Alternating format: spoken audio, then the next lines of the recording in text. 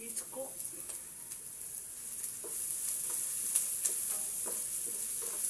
Luluto tayo ng ano. Chapsoy.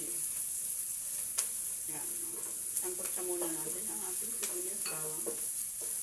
Bago ang ating lado. Yan, lado.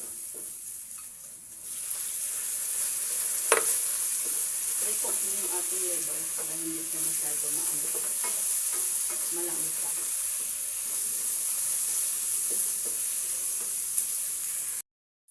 Ilagay natin ang ating sayote at carrot. Ito yung matagal na liver.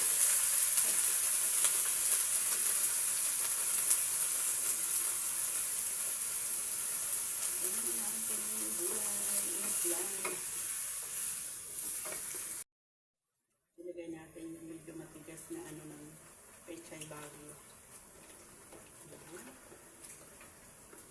Unti-untiin lang natin yan guys kasi hindi sila sabay.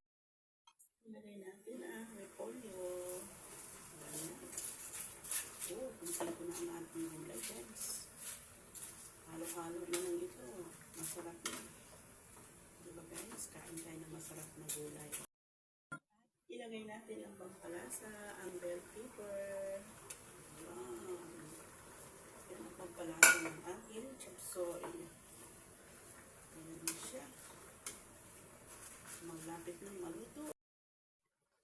Ayan. Time to taste na. Ayan.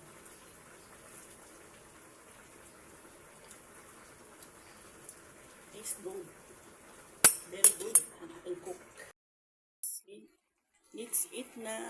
Luto na po ang ating chapsoy. Ayan. Tara na po. Kakain na po tayo. Luto na po ito. Thank you.